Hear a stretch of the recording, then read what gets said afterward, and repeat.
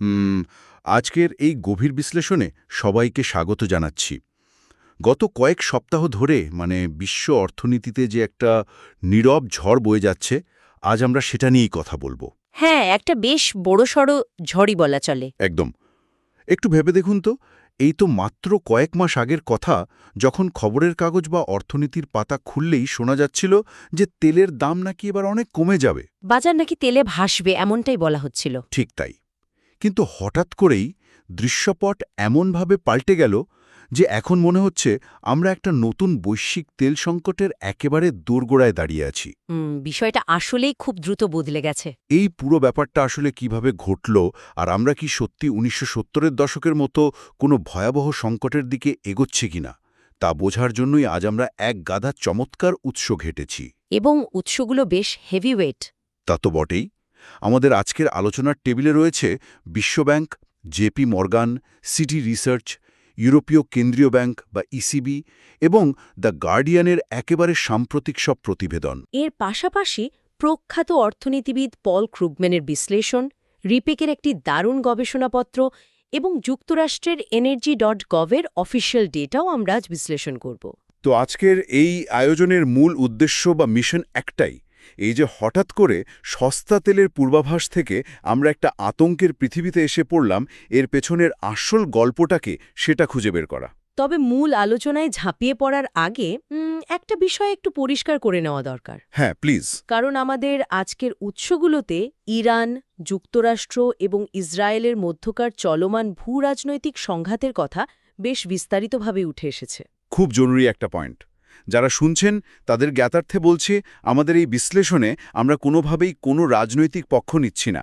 একদমই না। কে ঠিক, কে ভুল, বা কোন দেশের নীতি কেমন হওয়া উচিত তা নিয়ে কোনো বিচার বিশ্লেষণ করা আমাদের কাজ নয়। আমাদের একমাত্র উদ্দেশ্য হল এই মূল উৎসগুলোতে যে অর্থনৈতিক প্রভাব এবং ডেটাগুলো দেওয়া আছে সেগুলো সম্পূর্ণ বস্তুনিষ্ঠভাবে আপনাদের সামনে তুলে ধরা। এই যে তেলের বাজারের এমন আকস্মিক একটা ভোল বদল, এটা আমার কাছে রীতিমতো অবিশ্বাস্য লাগছে। বিশ্বব্যাংক তো মাত্র কিছুদিন আগেই বলছিল যে তেলের দাম কমবে, তাই না? শুধু কমবে না, তারা বেশ আত্মবিশ্বাসের সাথেই বলেছিল যে দাম তলানিতে গিয়ে ঠেকবে।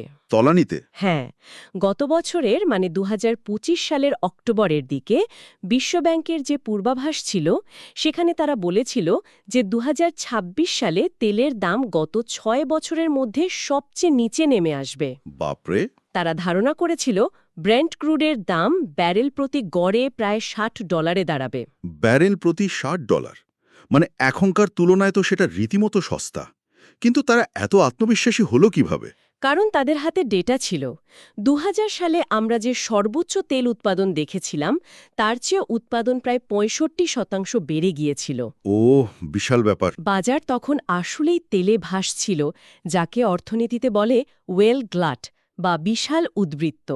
এমনকি এই তো সেদিনের কথা, ২০২৬ সালের ২৭শে ফেব্রুয়ারি জেপি মর্গানও তাদের বিশ্লেষণে প্রায় একই রকম কথা বলেছিল। বাজার তখন বেশ শান্ত ছিল। হ্যাঁ, সরবরাহ ছিল প্রচুর। সবাই ভাবছিল, যাক বাবা, মূল্যস্ফীতির এই বাজারে অন্তত তেলের দিক থেকে তো একটা স্বস্তি পাওয়া যাবে। কিন্তু ওই যে ২৭শে ফেব্রুয়ারির কথা বললেন, এর পর থেকে আজকে পর্যন্ত এইমাত্র কয়েক সপ্তাহের ব্যবধানে পুরো হিসাবটা কিভাবে উল্টে গেল। সেটাই তো আসল চমক। আমি দ্য গার্ডিয়ানের ৬ মার্চের একটা রিপোর্ট দেখছিলাম। সেখানে বলা হচ্ছে ব্রেন্ট ক্রুডের দাম ব্যারেল প্রতি $৯০ ছাড়িয়ে গেছে। কয়েকদিনের মধ্যে এতটা লাফ দেওয়া তো স্বাভাবিক কোনো বিষয় নয়। এখানকার সবচেয়ে চমকপ্রদ বিষয়টি হল এই লাফ দেওয়ার গতিটা। হুম। কোভিড-১৯ মহামারীর শুরুর দিকে ২০২০ সালের এপ্রিল মাসে তেলের বাজারে যে বিশাল অস্থিরতা তৈরি হয়েছিল, তারপর থেকে এক সপ্তাহের মধ্যে এত বড় মূল্যবৃদ্ধির ঘটনা এটাই প্রথম। আচ্ছা। আর এই লাফ দেওয়ার পেছনে কাজ করছে একটা বিশেষ জিনিস, সিটি রিসার্চ, যাকে বলছে জিওপলিটিক্যাল রিস্ক প্রিমিয়াম বা ভূরাজনৈতিক ঝুঁকির প্রিমিয়াম। এই প্রিমিয়াম জিনিসটা একটু সহজ করে বোঝানো যায়? কারণ শুনলে মনে হয় কোনো বীমা কোম্পানির কথা বলছি। আসলে কনসেপ্টটা অনেকটা বীমার মতোই। ধরুন আপনি আপনার গাড়ি নিয়ে এমন একটা এলাকায় দিয়ে যাচ্ছেন যেখানে রোজ বোমাবাজি বা ছিনতাই হয়। আচ্ছা, তখন কি আপনার গাড়ির ইন্স্যুরেন্স কোম্পানি আপনার কাছে স্বাভাবিক প্রিমিয়াম চাইবে? নিশ্চয়ই না, তারা তো বেশি টাকা চাইবে। একদম। তারা বলবে, ভাই তোমার গাড়ি যে কোনো সময় ভাঙচুর হতে পারে, তাই তোমাকে অতিরিক্ত টাকা গুনতে হবে। তেলের বাজারের ক্ষেত্রেও ঠিক তাই ঘটছে। ও, বুঝতে পারছি। মধ্যপ্রাচ্যের উত্তেজনার কারণে এই অতিরিক্ত ঝুঁকির প্রিমিয়াম যোগ হয়ে বিশ্বজুড়ে জ্বালানি খরচ এক ধাক্কায় ৩৫ থেকে ৫০% পর্যন্ত বেড়ে যেতে পারে বলে সিটি রিসার্চ ধারণা করছে। তার মানে তেলের আসল দাম হয়তো ততটা বাড়েনি যতটা বেড়েছে এই আতঙ্কের দাম। ঠিক তাই। কিন্তু শুধু আতঙ্কের কথা বলে তো আর পার পাওয়া যাচ্ছে না। ভৌত অবকাঠামো বা লজিস্টিক্সের দিক দিয়েও তো একটা বড় সংকট তৈরি হয়েছে। হ্যাঁ, সেটাও একটা বড় মাথা ব্যথা। দ্য গার্ডিয়ানের রিপোর্টে খুব স্পষ্টভাবে বলা হয়েছে যে কুয়েত ইতোমধ্যেই তাদের বেশ কয়েকটি তেল ক্ষেত্রে উৎপাদন কমিয়ে দিয়েছে। কারণ তাদের তেল রাখার আর কোনো জায়গা নেই। ঠিক, মানে বালতি ভরে গেছে, এখন কল বন্ধ করা ছাড়া উপায় নেই। এবং এই বালতি ভরে যাওয়ার বিষয়টা শুধু কুয়েতের একার সমস্যা নয়। কেপলার নামে যে কনসালটেন্সি ফার্ম আছে, তাদের ডেটা কিন্তু আরও ভয়ঙ্কর। তারা কি বলছে? তারা বলছে বর্তমান পরিস্থিতি যদি এভাবেই চলতে থাকে, তাহলে সৌদি আরব এবং সংযুক্ত আরব আমিরাতের মতো বাঘা বাঘা তেল উৎপাদনকারীদের মজুতাগারগুলো মাত্র ২০ দিনের মধ্যে কানায় কানায় পূর্ণ হয়ে যেতে পারে। দাঁড়ান, মজুতাগার পূর্ণ হয়ে গেলে তো তারা উৎপাদন বন্ধ করে দেবে, তাই না? এতে সমস্যা কোথায়? পরে আবার চালু করলেই তো হয়। তেলের খনি তো আর আমাদের ঘরের ফ্যানের সুইচ নয় যে মন চাইল বন্ধ করলাম, আবার মন চাইল চালু করে দিলাম। ও আচ্ছা। একটি তেলের প্রূপের উৎপাদন বন্ধ করা অত্যন্ত জটিল এবং ব্যয়বহুল একটি প্রক্রিয়া, আর একবার বন্ধ করলে সেটা পুনরায় স্বাভাবিক উৎপাদনে ফিরিয়ে আনতে সপ্তাহের পর সপ্তাহ সময় লেগে যেতে পারে। সর্বনাশের কথা। এর ওপর আবার রয়েছে হরমুজ প্রণালী বা স্ট্রেট অফ হরমুজের গলা চিপে ধরা অবস্থা।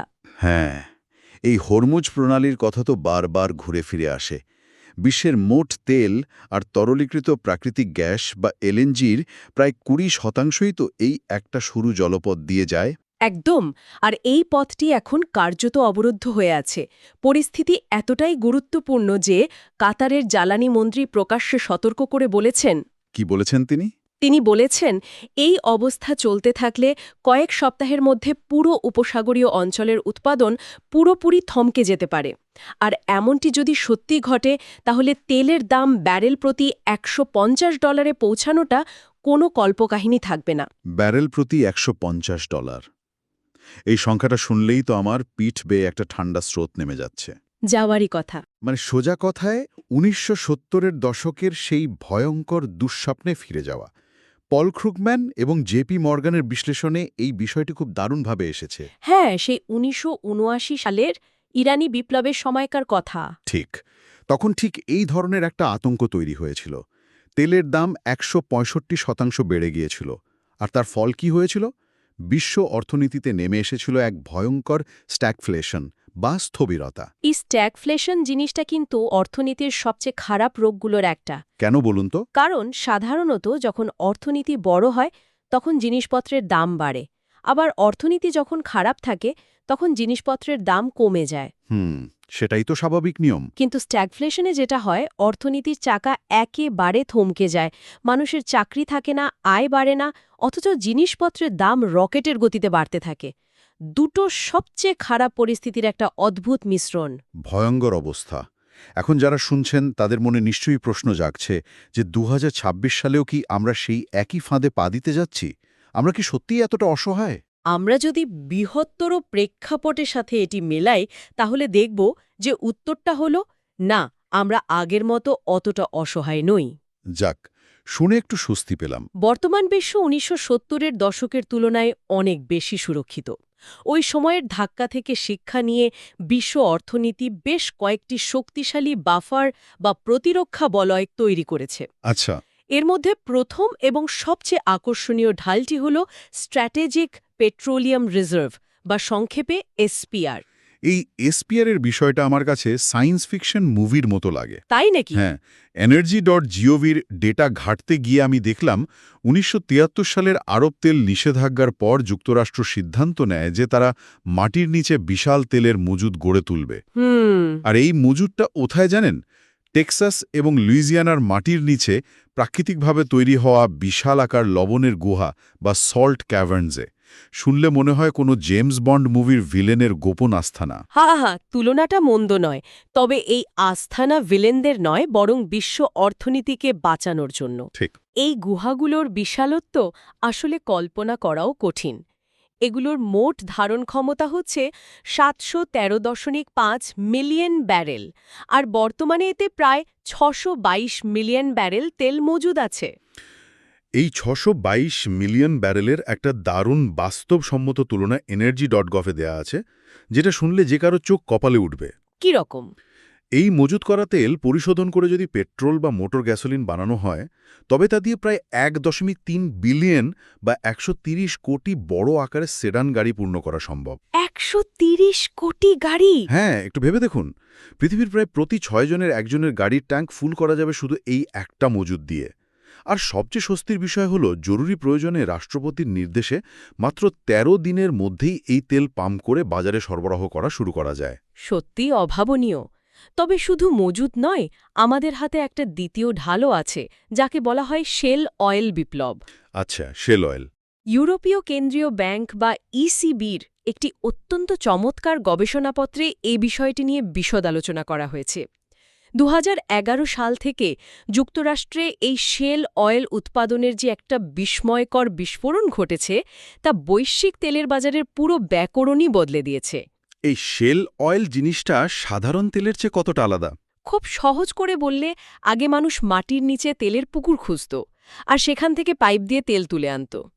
চিলাচুরিত পদ্ধতি। কিন্তু যুক্তরাষ্ট্রের ঈগল ফোর্ড বা পার্মিয়ান অঞ্চলের মতো জায়গাগুলোতে তেল কোনো পুকুরে নেই, তেল লুকিয়ে আছে শক্ত পাথরের খাঁজে খাঁজে।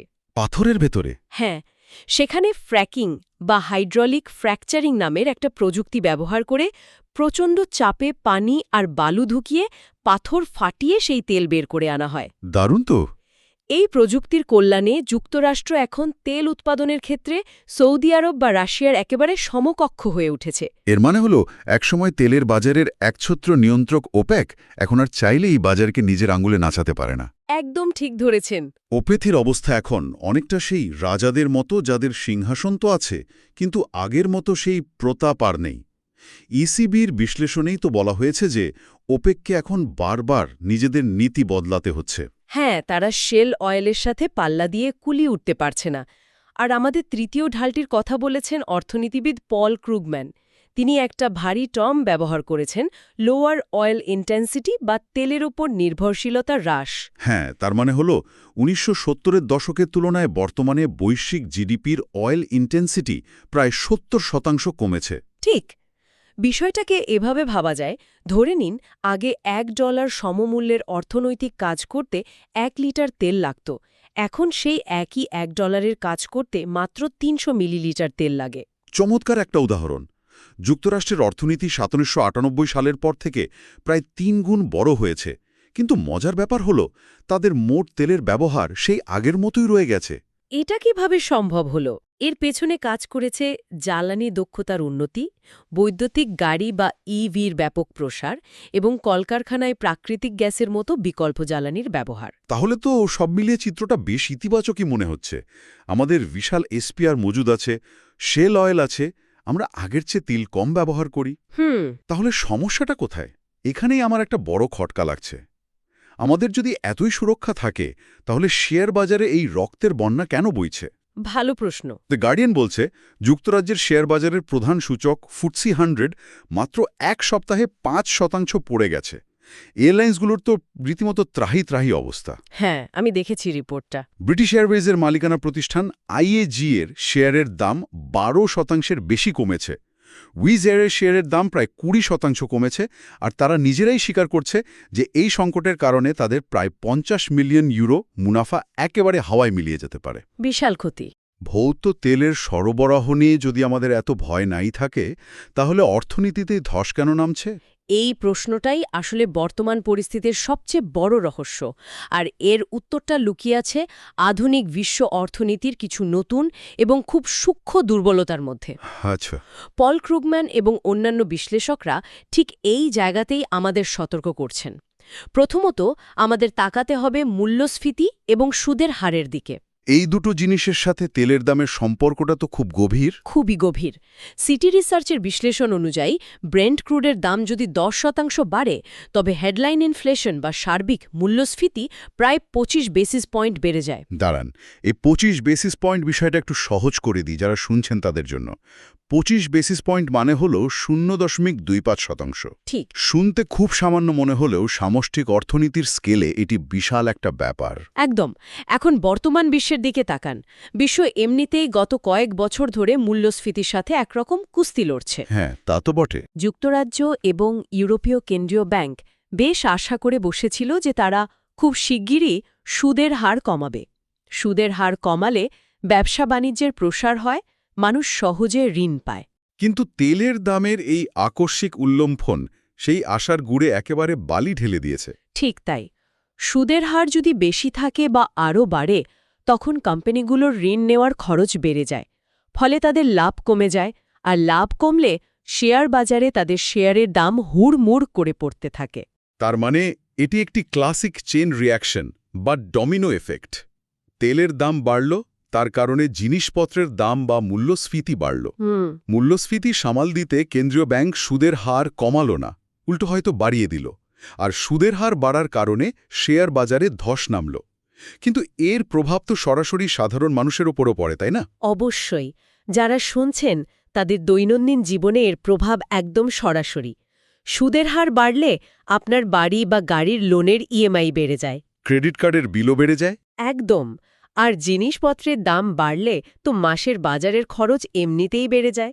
অর্থাৎ মধ্যপ্রাচ্যের ওই উত্তেজনার আঁচ সরাসরি এসে লাগে আমাদের রান্নাঘরে এবং পকেটে। কিন্তু এই ধাক্কাটা কি পৃথিবীর সব দেশের ওপর সমানভাবে লাগে? না, মোটেও না।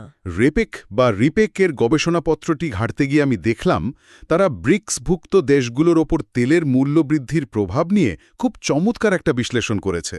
সেখানে দেখা যাচ্ছে এই ধাক্কাটা সবার জন্য সমান নয়। হ্যাঁ, রিপেকের গবেষণাটি স্পষ্টভাবে দেখাচ্ছে যে তেলের এই ধাক্কা দেশভেদে চরম বৈষম্য তৈরি করে। ব্রিক্সের মতো উদীয়মান অর্থনীতির দেশগুলোর মধ্যেও ব্যাপক পার্থক্য রয়েছে। ভারত এবং চীনের উদাহরণটা দিলেই বিষয়টা পরিষ্কার হবে। ভারত তো তেল আমদানির উপর ব্যাপকভাবে নির্ভরশীল। ঠিক। ফলে তেলের দাম বাড়লে ভারতের জিডিপি প্রবৃদ্ধি থমকে যায়, মূল্যস্ফীতি বাড়ে এবং বাণিজ্য ঘাটতির উপর চরম নেতিবাচক প্রভাব পড়ে। আর চীন? চীনের গল্পটা আবার ভিন্ন।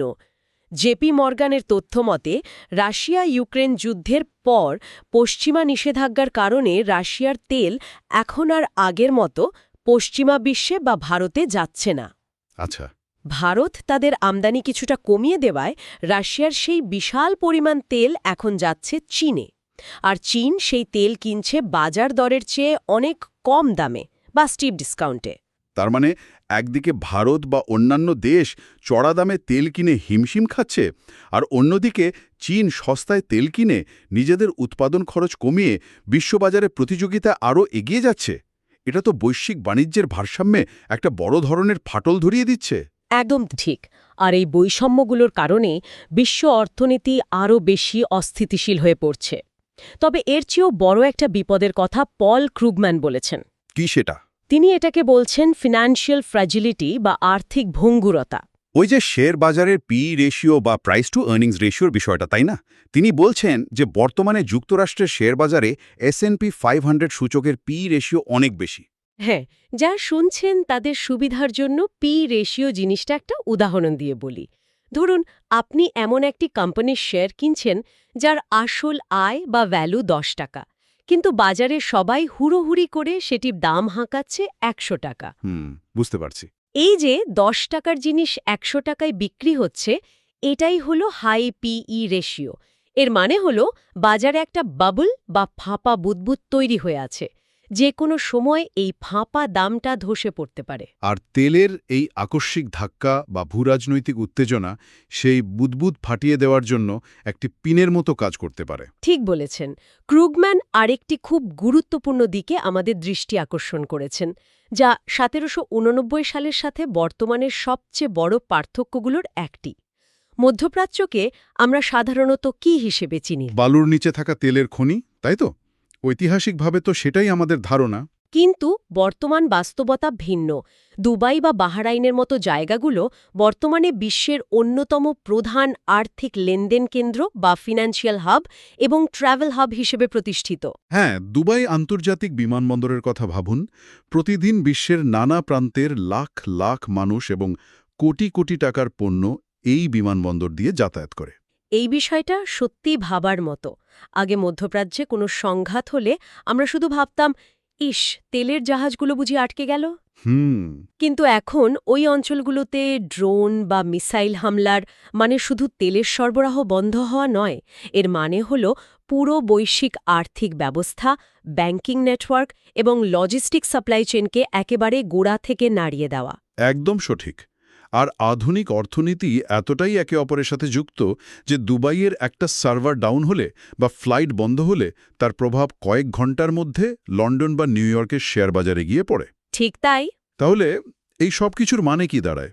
আমরা যদি পুরো আলোচনাটাকে একটা সুতোয় গাঁথতে চাই, তাহলে চিত্রটা অনেকটা এরকম। একদিকে ভৌত তেলের দিক দিয়ে আমরা বেশ সুরক্ষিত। আমাদের কাছে এসপিআর বা লবণের গুহায় জমানো সেই ১৩ কোটি গাড়ির সমপরিমাণ তেলের বিশাল মজুদ রয়েছে। একদম। আমাদের আছে শেল অয়েলের মতো প্রযুক্তিগত ঢাল, যা ওপেকের একচেটিয়া আধিপত্যকে ভেঙে দিয়েছে। আমাদের অর্থনীতি আগের তুলনায় অনেক বেশি জ্বালানি সাশ্রয়ী। কিন্তু মুদ্রার উল্টো পিঠে আমাদের এই আধুনিক বিশ্ব অর্থনীতি শেয়ার বাজারের সূচক, কেন্দ্রীয় ব্যাংকের সুদের হার এবং দুবাইয়ের মতো ফিন্যান্সিয়াল হাবগুলোর ওপর এতটাই গভীরভাবে নির্ভরশীল যে এটি যে কোনো সময় তাসের ঘরের মতো ভেঙে পড়তে পারে। অসাধারণ একটা পয়েন্ট। মানে আমাদের তেলের পাইপলাইন হয়তো নিরাপদ, কিন্তু আমাদের ব্যাংকের সার্ভার এবং শেয়ার বাজারের সূচক মোটেও নিরাপদ নয়। ভৌত তেলের অভাব হয়তো আমাদের ততটা ভোগাবে না, যতটা ভোগাবে এর ফলে সৃষ্ট আর্থিক আতঙ্ক এবং সুদের হারের ওঠানামা। সেটাই সবচেয়ে বড় চিন্তার বিষয়। যারা শুনছেন এবং নিজেদের ভবিষ্যৎ আর্থিক পরিকল্পনা নিয়ে চিন্তাভাবনা করেন, তাদের জন্য আজকের এই বিশ্লেষণটি আমি মনে করি অত্যন্ত জরুরি।